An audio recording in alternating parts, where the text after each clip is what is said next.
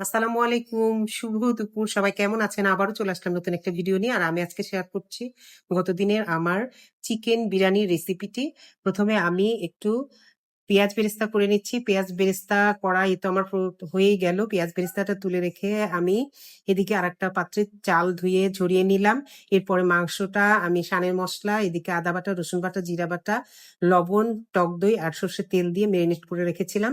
এবারে আমি বসিয়ে দিলাম চুলায়। আমার কষানো চলছে। এদিকে পোলার চালটা ভেজে নিয়েছি। পোলার চালটা ভাজার জন্য দিয়েছি। ভাজা এই তো চলছে। এদিকে মাংসটাও আমার কষানো হয়ে গেল। এবার পোলাওয়ে আমি পানি দিয়ে দেবো। পানি দিয়ে দিলাম। আর এবারে আমি দুধ আর চিনি একটু গুলে রেখেছিলাম আগে থেকে, এটুকু দিয়ে দিলাম। এই তো হয়ে গেল আমার পোলাও।